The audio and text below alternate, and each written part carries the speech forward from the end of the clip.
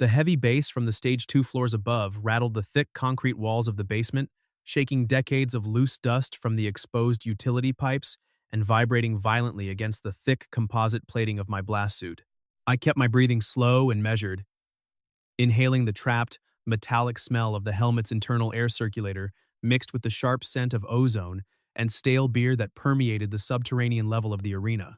My tactical flashlight cut a harsh white beam through the gloom, illuminating a small, tightly taped cardboard box wedged carefully behind the venue's main power transformer. The wire extending from the folded cardboard flap was yellow, stripped roughly at the exposed end, leading directly to a crude digital kitchen timer taped to the side. It was an amateur setup, a glaring mockery of a real explosive device. But in my line of work, assuming anything was a fake usually ended with a closed casket funeral and a very brief mention in the Metro section of the paper.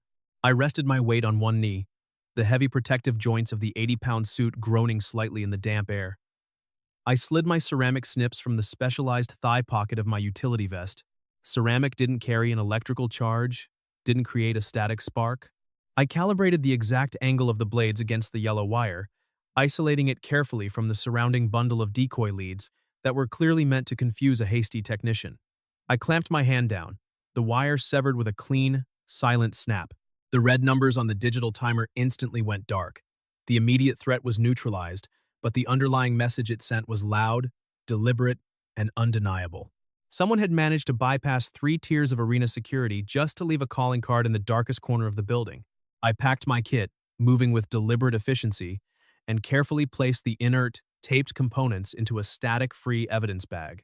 I stood up, peeling the heavy Velcro of the helmet collar back, and lifting the thick polycarbonate visor to let the cool, damp basement air hit my sweating face. The heavy steel fire door at the far end of the corridor creaked open, the rusted hinges groaning. A sudden, chaotic wave of crowd noise from the concert above spilled into the hallway, followed immediately by the sharp, echoing click of the heavy latch shutting again. I didn't turn around right away. I finished securing the evidence bag, my movements practiced and entirely smooth, pressing the tamper-evident tape flat before I finally turned to face the intrusion. Gia Turner stood in the dim, flickering fluorescent light of the concrete corridor.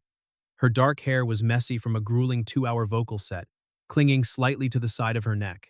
She wore her dark stage outfit under a heavy, vibrant blue faux fur jacket. The bright, theatrical clothing looking jarringly out of place against the grim, industrial utility of the basement.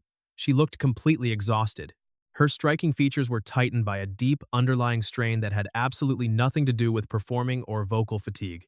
She took a slow step closer, stopping near a stacked pile of empty black road cases, keeping a wide berth from the transformer. She lowered her voice, her eyes scanning the deep shadows between the concrete pillars. Security almost never checks this corridor during a show. That's why this terrifies me. She glanced once at the sealed evidence bag in my gloved hand, then out at the dead, empty corridor behind me. Her shoulders locked, going completely rigid. She hadn't come down here for a standard incident report.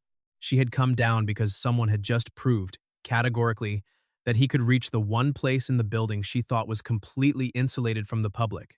I stepped forward, keeping a deliberate, respectful 3 feet of distance between us, resting the heavy EOD helmet against my hip. The perimeter was compromised, I said, keeping my voice low, steady, and devoid of any alarm. But the device was a dummy. There was no blast material inside. Just a 12-volt battery, a kitchen timer, and some dense modeling clay wrapped tightly in electrical tape. It was a scare tactic meant to disrupt your focus. Gia crossed her arms tightly over her chest, her fingers digging deeply into the blue fur of her jacket. Her breathing was shallow, the rise and fall of her chest fast and erratic. This is the 3rd one this month, Jalen. The precinct detectives just take photos, bag the boxes, and tell my management team to be vigilant. How am I supposed to be vigilant when I'm standing perfectly still on a stage, blinded by 4 spotlights, in front of 5,000 people? She leaned back against the hard plastic of the road cases, staring at the concrete floor. Brandon wants to cancel the broadcast finale, she said, the frustration finally cracking her professional veneer. If we breach the venue contract now, the sponsor penalties will bankrupt my independent label. My road crew loses their entire seasonal bonus, and I lose the contractual window to buy back my master recordings. Whoever is doing this knows exactly how trapped I am. I held up the evidence bag, letting the beam of my flashlight catch the crude, messy wiring inside the plastic. If you want extra protection beyond what the local police are currently resourced to do, I can lay out the specific structural risks and the security options available to you. You decide what happens next. I didn't push. I didn't offer a dramatic sales pitch. I just presented the factual reality of her environment and offered a method to control it. She looked at the plastic bag, then slowly up at my face. Her posture stiffened, pulling back some of the polished, impenetrable armor she usually wore for the press cameras. I have a mandatory meeting with the tour promoters tomorrow morning at the vintage record store on 4th Street. Brandon is going to invoke the safety clause to shut us down. They think I'm a walking liability to the venue. I'll be there, I said smoothly, stepping past her to push the heavy steel fire door open so she wouldn't have to touch the rusted handle. Send my phone the address and the time. The logistics were already forming rapidly in my head, building a complex mental grid of safe zones, access choke points, and surveillance sectors. The following morning, the air outside the vintage record store was sharp with a biting early autumn chill. The shop, a place called Vinyl Haven, was Gia's designated sanctuary. It was a quiet, dusty space owned by an old friend of her manager, a space where she usually rehearsed acoustic sets in the back room, far away from the noise and relentless demands of the city. I arrived exactly 40 minutes early. I didn't go inside immediately. I walked the full exterior perimeter of the old brick building, checking the sightlines from the main street traffic. I noted the rusted, failing hinges on the fire escape on the south wall, memorized the camera blind spots near the alley dumpsters, and calculated the line of sight from the 3rd floor of the parking garage across the street. I mentally categorized every single structural vulnerability. By the time Gia arrived, flanked by 2 highly nervous-looking promotion executives, I had already mapped the physical reality of the location. Gia spotted me standing quietly near the jazz section in the back of the store. She wore a heavy, understated wool coat today, her face pale without the heavy stage makeup, holding a generic paper coffee cup tightly with both hands to absorb the warmth. She introduced me to the promoters, 2 men in expensive, tailored wool suits who looked down at my simple gray Henley shirt and heavy, scuffed work boots with thinly veiled skepticism. "This is Jalen Hill," she said, her voice steady but noticeably lacking its usual rich resonance. "He's consulting on site security for the upcoming broadcast." The taller executive, Brandon Kelly, sighed heavily and pinched the bridge of his nose like he was dealing with a massive inconvenience. "Miss Turner, bringing in an outside consultant doesn't magically change the liability clause in our venue contract." We received another anonymous, untraceable email this morning. It contained detailed floor plans to the broadcast theater. "Our insurance underwriter absolutely won't cover a targeted attack. We have to pull the plug on the live feed. It's too much risk for the shareholders." I didn't raise my voice. I didn't argue with his assessment of the shareholders. I simply reached into my jacket, pulled a rolled architectural schematic of the theater, and flattened it smoothly on the glass display counter, weighting the curling corners with 2 heavy brass paperweights I borrowed from a nearby shelf. "The emails are intimidation, not tactical planning," I said, my tone conversational but absolutely firm. I pointed a pen directly at the blue lines on the paper. "The sender highlights the main lobby entrances and the ticketing booths. Anyone with real intent, anyone who actually knows how to breach a structure, focuses on the loading docks and the HVAC access points on the roof. They are trying to scare you with volume, not precision." Brandon blinked, adjusting his expensive glasses. "And what does that mean for the broadcast liability?" "I've established a dual-layer, hard perimeter. No one crosses the loading threshold without a full case-by-case sweep using trace detectors and a biometric credential check," I explained, tapping the center of the schematic. "If your underwriter wants to argue with a municipal threat assessment protocol, I'll gladly give you the direct line to my precinct captain." Gia watched me closely, her tense shoulders dropping a fraction of an inch as the heavy pressure in the room finally released. The promoters exchanged a long, silent look, completely defeated by the sheer, unarguable density of the process I had just outlined. They couldn't argue with concrete methodology. They reluctantly agreed to a trial run for the dress rehearsal, packed up their briefcases, and left the shop, their polished leather shoes clicking rapidly against the hardwood floor. Once the front door chimed shut behind them, Gia leaned heavily against the glass counter, exhaling a long, shuddering breath that stirred the surface of her coffee. "You didn't have to do that. I had a whole speech prepared about the contract terms." "I know you did," I replied, folding the schematic neatly and sliding it back into my jacket pocket. But you need to save your voice for the microphone, not for arguing with accountants who only care about their premiums. It was a simple, practical truth.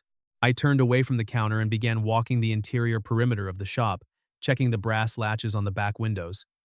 The wood on the rear frame was badly rotted from water damage. It wouldn't hold against a solid kick from the alley. She followed me, her steps quiet on the old floorboards. You're 28 years old, Jalen. You work full-time for the city. Why are you spending your off hours standing between a singer and her stalker? I don't babysit, I said, testing the locking mechanism and making a mental note to buy reinforced screws.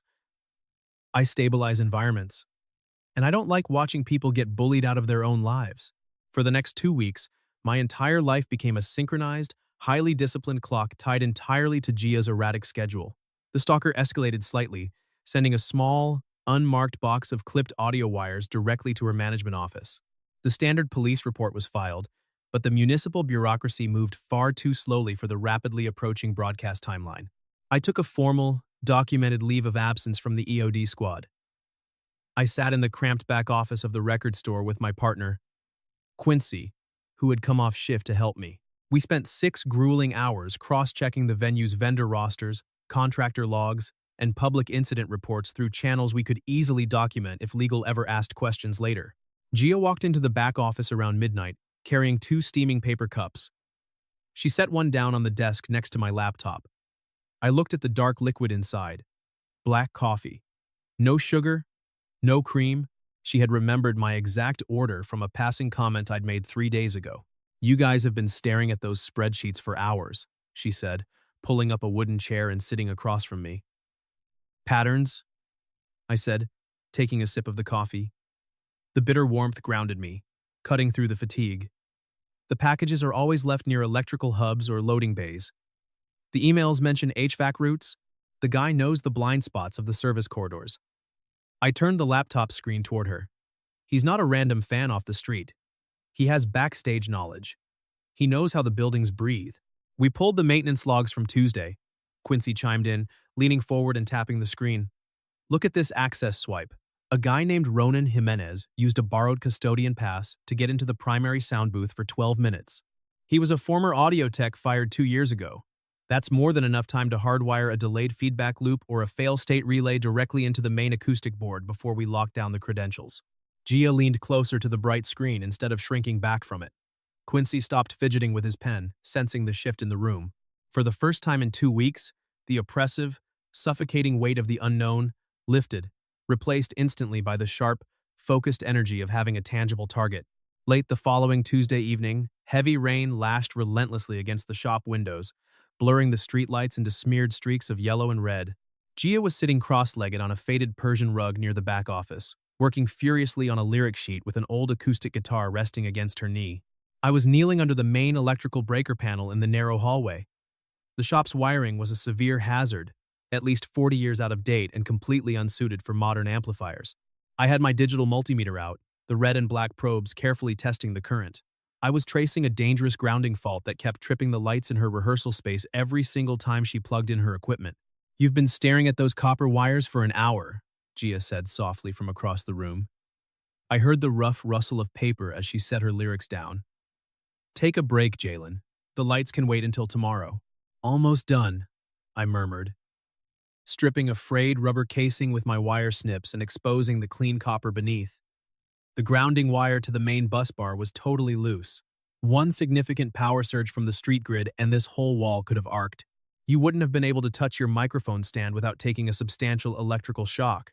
I finished taping the connection tightly with high-heat electrical tape, secured the heavy metal panel cover with my screwdriver, and firmly flipped the main breaker switch. The warm overhead lights hummed to life, steady and bright, completely eliminating the irritating flicker that had been bothering her all evening. I packed my tools into my canvas bag and walked over to where she sat. I didn't sit beside her on the rug. I leaned my shoulder against a nearby vinyl display rack, keeping my distance.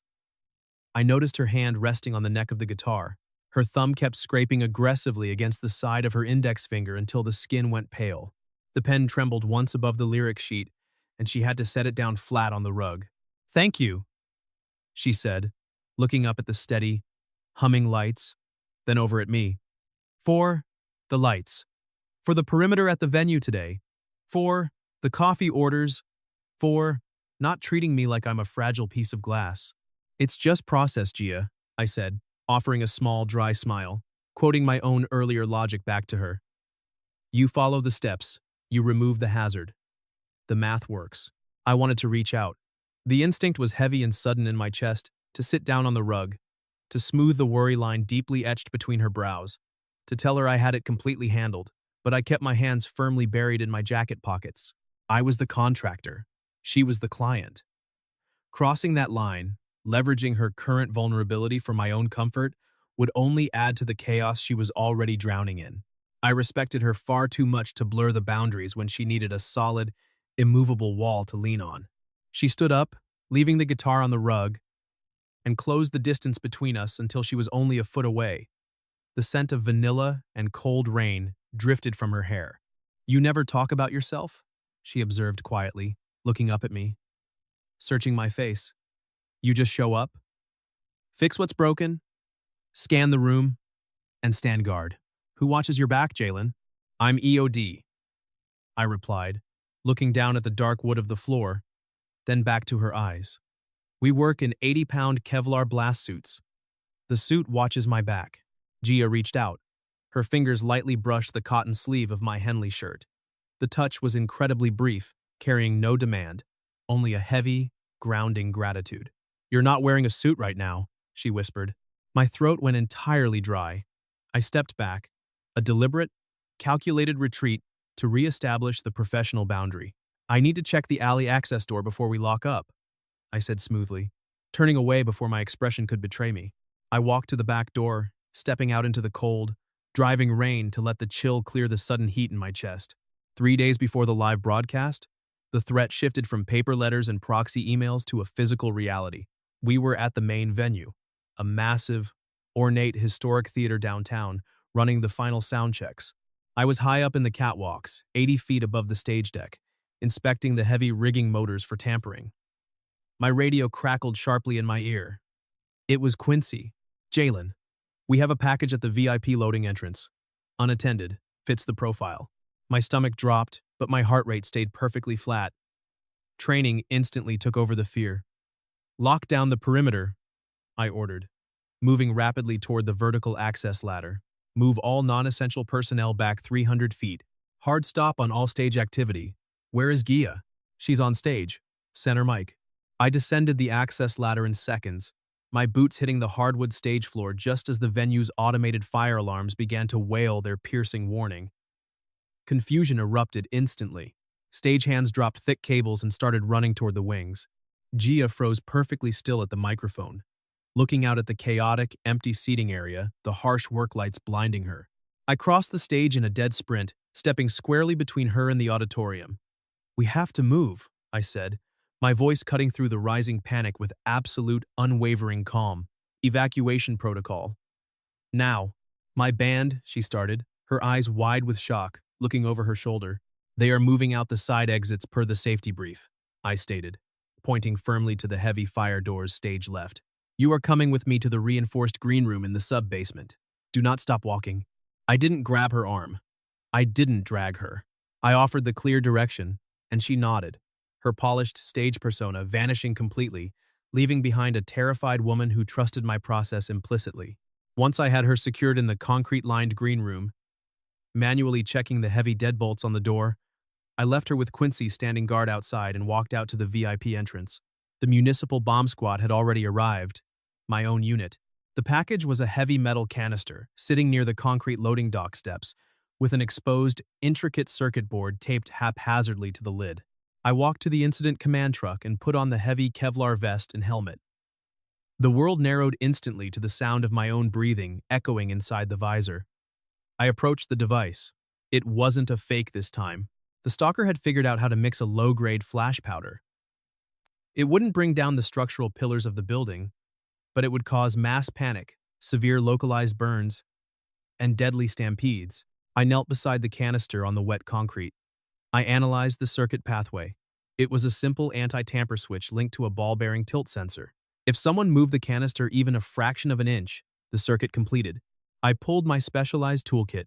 I bypassed the sensor with a delicate shunt wire, my hands completely steady despite the immense weight of the suit and the ticking clock in my head.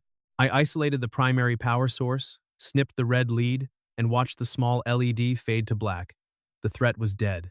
When I returned to the green room 20 minutes later, I had shed the heavy gear. My t-shirt was damp with sweat. I unlocked the door. Gia was sitting on a leather sofa, her knees pulled tight to her chest. She looked up rapidly, searching my face for the outcome, her hands gripping her shins so hard her knuckles were white. "It's clear," I said quietly, closing the door behind me and leaning my back against the cold concrete wall.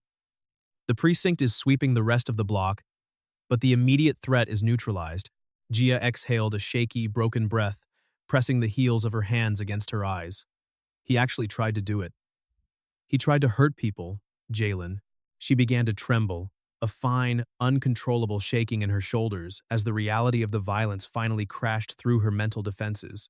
I walked over and knelt in front of her, bringing myself below her eye level so I wasn't towering over her in the small space. I didn't offer empty platitudes about everything being fine. I kept my voice incredibly soft, a tone I used for absolutely no one else in my life. He failed. Because we were ready. The system worked, Gia. He tried to bypass the outer ring, and we caught it before it crossed the threshold. She dropped her hands, looking at me with raw vulnerability. She reached into her pocket and pulled out a small, folded piece of thick paper. She handed it to me. It was the private, unlisted itinerary for her post-tour travel, detailing exactly where she would be staying for the next 3 months. "Don't give this to management. Keep it safe for me," she said softly. It was a massive leap of trust, handing me the one piece of information the stalker wanted most, her exact location. When the stadium lights finally went down. "I've got it," I promised, slipping the paper into my secure chest pocket. "I wouldn't let anyone see it, and I'll handle Brandon Kelly." I stayed kneeling there until her breathing slowed to match the steady rhythm of mine. I didn't touch her. I just stayed in her line of sight, a quiet anchor in the concrete room. The next morning, the bureaucratic fallout hit exactly as predicted. The promoters gathered in the venue's front office, legal paperwork in hand, ready to terminate the broadcast contract. Gia sat at the polished mahogany table, looking utterly defeated. The stalker had won without even getting inside the building. I walked into the room, bypassing the empty chairs, and dropped a thick manila file on the table with a heavy thud. "The broadcast continues." Brandon Kelly scoffed, leaning back in his leather chair, crossing his arms. "A live explosive device was found on the premises. Mr. Hill, we are legally obligated by the city to shut down. A crude incendiary device was left outside the sterile zone." I corrected him, opening the file and sliding a document across the wood. It never breached the perimeter.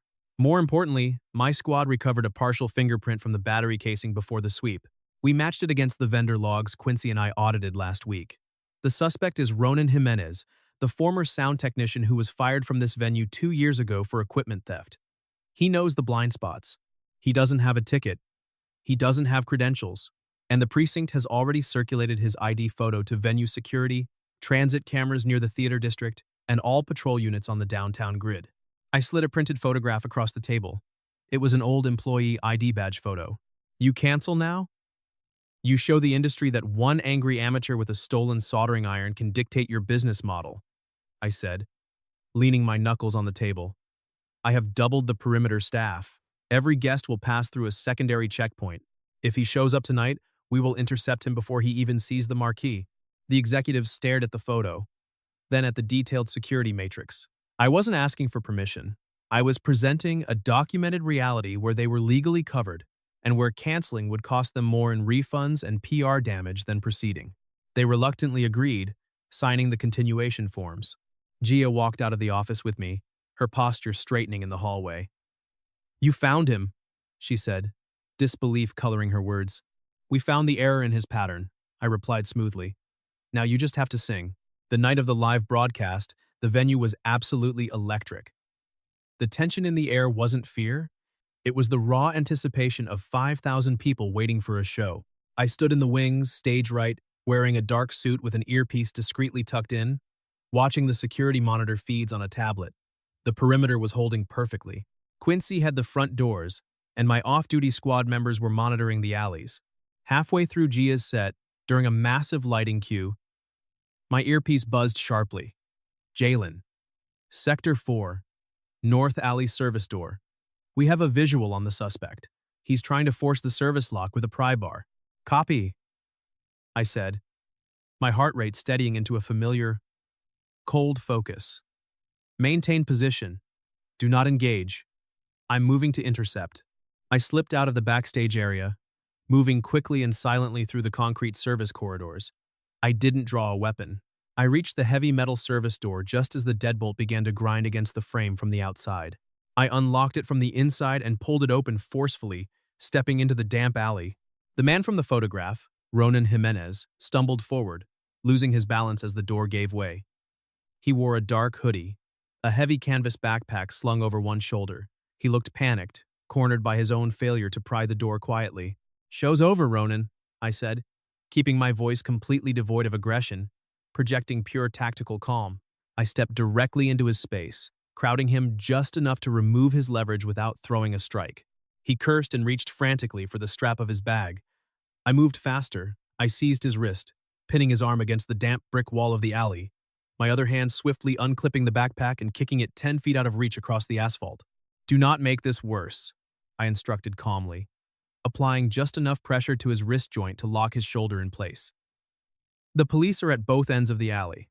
If you fight me, you go to the hospital before you go to holding. Stand down." He looked at my face, reading the absolute lack of hesitation in my eyes, and he crumpled. The fight went out of him. He dropped his pry bar. Within seconds, Quincy and 2 uniformed officers moved in, securing his wrists in cuffs. I didn't stay to watch them load him into the cruiser. I picked up my radio. "Hazard removed. Target secured. Perimeter is green." I walked back into the venue. The music was vibrating heavily through the walls. I reached the side stage just as Gia was finishing her acoustic ballad. Suddenly, the venue's main sound system let out a sharp, agonizing screech of feedback, followed by total silence. It was the fail-state relay Ronan had hardwired into the primary board days ago, finally tripping the circuits. The crowd murmured, a ripple of deep unease moving through the thousands of people in the dark. Gia didn't panic. She didn't look back at the dead sound booth for help. She stepped away from the useless microphone stand, walked to the very edge of the stage, and projected her voice, clear, powerful, and entirely unamplified. She sang the final chorus a cappella. She commanded the room through sheer talent and willpower. She had her own process. The crowd fell dead silent, mesmerized by her control. She was keeping them safe from panic through her own kind of absolute competence. When the stage lights finally went down and the broadcast ended, the roar of the applause was deafening, shaking the floorboards beneath my feet. I waited for her in the long hallway leading to the dressing rooms. The adrenaline in my system was fading, leaving behind the quiet, heavy certainty that my job here was done. The threat was in a holding cell. The contract was fulfilled. The dependency was officially over. I wouldn't cross the line while she relied on me for survival. But now, the protective perimeter was down. I was mentally preparing the words to say goodbye and return to my empty apartment.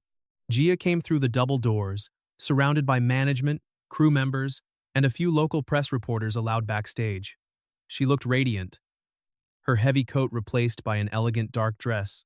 The crowd of people was loud, congratulating her, asking for quotes about the sound failure. Gia's manager, standing just behind Brandon Kelly, didn't say a word. He simply offered me a brief, single nod, a final acknowledgement of a kept promise and a secure future before turning to handle the press. I stood flat against the wall, out of the way. I gave Gia a small nod over the heads of the crowd, a silent acknowledgement of her victory, and turned my body to walk toward the exit doors. I had protected her, and now it was time to step back into the quiet. "Jalen, wait." Her voice cut through the noise of the hallway, sharp and commanding. I stopped. The crowd of executives and reporters parted slightly as Gia walked directly toward me. She didn't ask me to step into a private room. She didn't ask for a secret, whispered moment away from the cameras. Right there, in front of the press, the promoters, and the crew, she stopped squarely in front of me. "You're leaving?" she asked, her tone even, but her eyes sharp and assessing. "The perimeter is clear. I said, my voice steady despite the sudden, unfamiliar tightness in my chest. The suspect is in custody. The contract is over. You're safe now. Gia reached out. She didn't brush my sleeve this time. She took my hand, her fingers lacing firmly through mine in full view of the corridor. I'm not looking for a security consultant anymore, she said, her voice clear enough for the front row of reporters to capture. She turned slightly to look at Brandon Kelly, who was watching with raised eyebrows from the back of the pack. This is Jalen Hill, my partner. She squeezed my hand, a firm, grounding pressure that demanded an answer. She didn't wait for my verbal response. She just pulled me forward gently, walking beside me, integrating me into her world not as a temporary shield, but as a permanent fixture. I looked down at our joined hands. I didn't let go. I tightened my grip, choosing to step into the bright, chaotic light with her. 2 nights later, the city was quiet. We were back at the vintage record store. The doors were locked. The neon, closed sign, buzzing faintly in the front window. I was sitting on the old velvet sofa near the back office, a ceramic mug of black coffee in my hand. Gia was at the counter, sorting through a stack of rare vinyl records, humming a low melody to herself. The frantic energy of the past 6 weeks was gone. The yellow wire, the loading dock, the screaming alarms, all of it was behind us. The silence in the shop wasn't heavy with the threat of an attack. It was rich with an earned peace. I watched her slide a record carefully into its protective sleeve. I thought about the chaos I usually ran toward every day. For the first time in my life, I didn't want to run toward the fire. I wanted to stay right here, in the quiet, and build a structure that would last. Gia looked up, catching me watching her. She smiled, walked over, and sat down next to me on the velvet sofa. She didn't crowd me. She just rested her head gently against my shoulder. I set my coffee mug down on the wooden table and put my arm around her, securing the only perimeter that mattered now. The end. Closing thoughts. The city outside the record store was finally quiet. The yellow wire, the loading dock, the screaming alarms, all of it was behind us. She set a record on the counter, and this time, I stayed. Please like and subscribe so we can share more stories like this.